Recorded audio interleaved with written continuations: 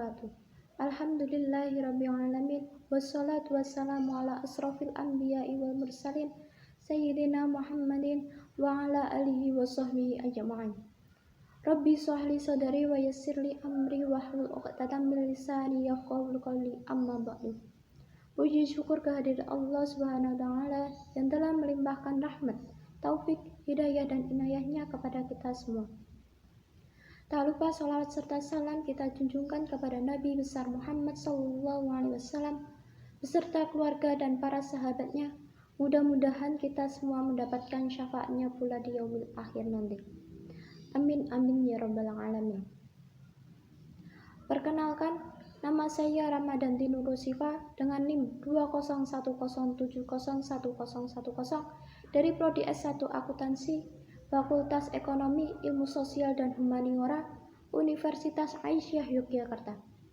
Saya di sini membuat video untuk memenuhi tugas mata kuliah kemanusiaan dan keimanan yang diampu oleh Bapak Dr. Muhammad Nurdin Yuhdi STHI, MSI, CNLP.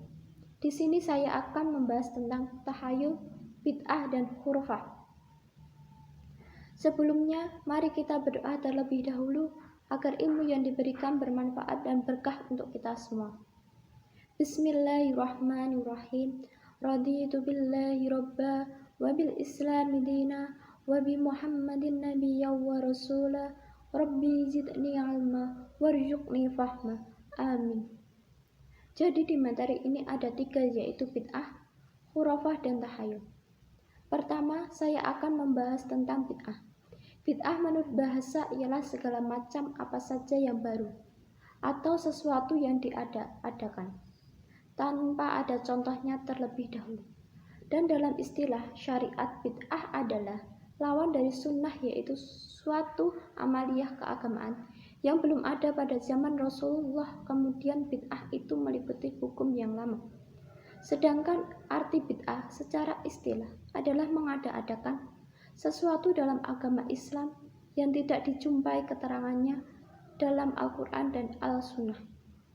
Pendapat senada dikemukakan bahwa bid'ah adalah segala urusan agama yang tidak ada dalil syar'i yang menunjukkan perbuatan tersebut, baik Al-Quran maupun As-Sunnah.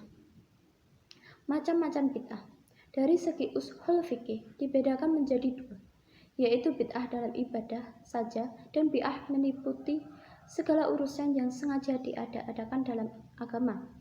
Menurut Syekh Shalih bin Fauzan bin Abdullah Al-Fauzan, dalam konteks urusan agama dibedakan menjadi 2, yaitu bid'ah qauliyah i'tiqadiyah atau bid'ah perkataan yang keluar dari keyakinan, dan bid'ah fil ibadah atau bid'ah dalam agama.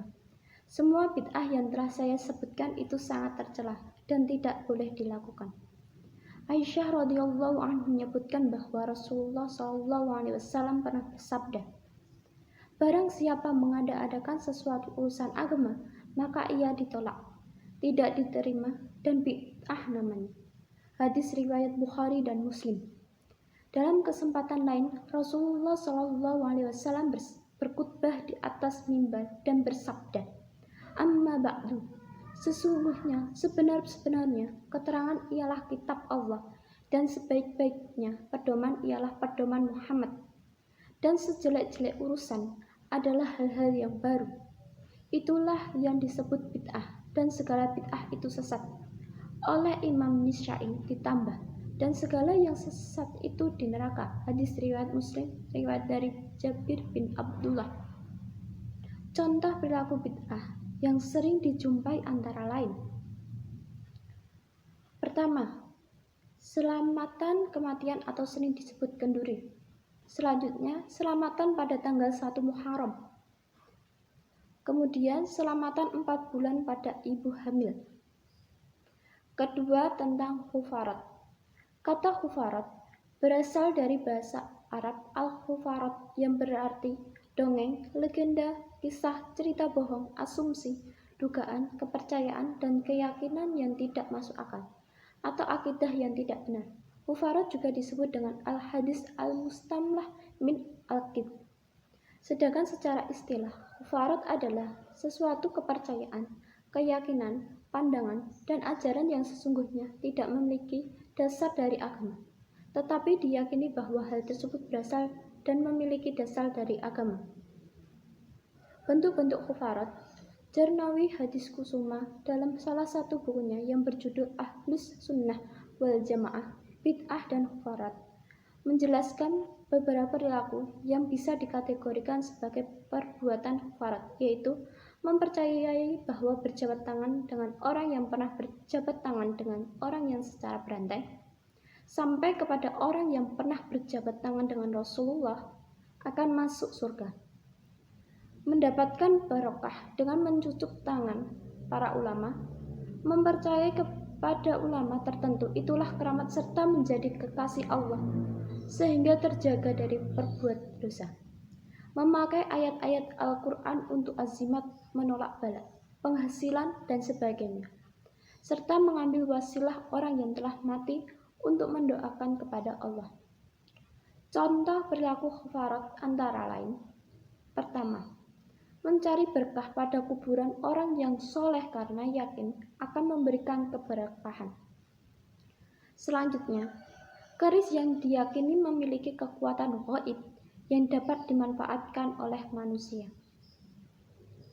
Kemudian, menolak bala dengan ayat-ayat Al-Quran yang dipakai sebagai azimat. Ketiga, tentang tahayul. Kata tahayul berasal dari bahasa Arab al-tahayul yang bermakna reka-rekaan, persangkaan, dan khayalan.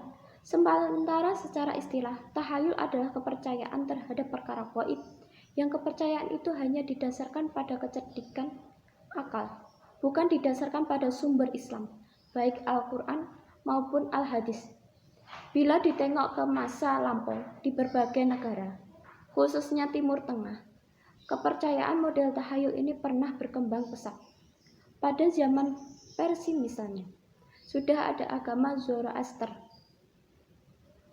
Menurut agama ini, ada Tuhan baik dan Tuhan buruk.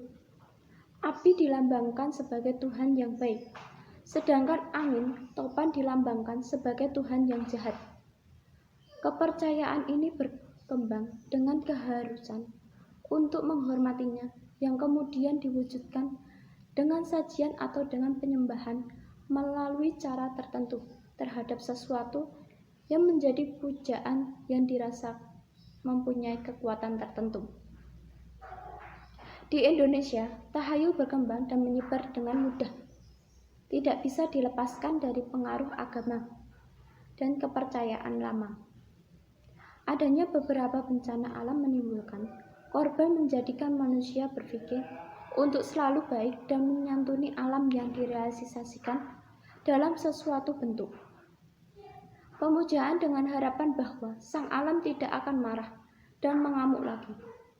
Kepercayaan animisme dan dinamisme merupakan suatu aliran kepercayaan yang ditimbulkan dari keadaan di atas, seperti kepercayaan pada pohon besar atau keris yang dianggap mempunyai kekuatan tertentu, atau benda-benda lainnya.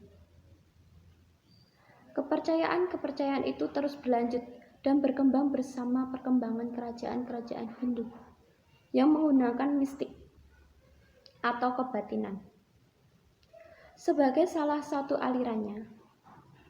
Contoh perilaku tahayul misalnya: pertama, percaya bahwa apabila seseorang kejatuhan cicak, maka akan terkena musibah.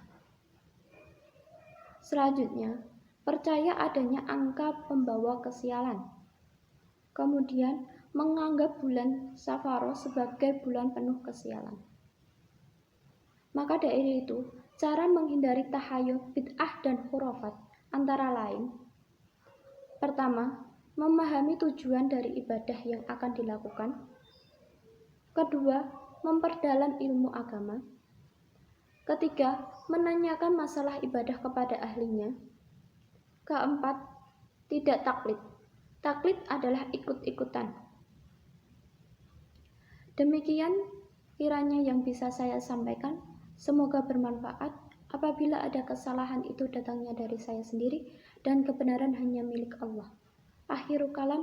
Wassalamualaikum warahmatullahi wabarakatuh.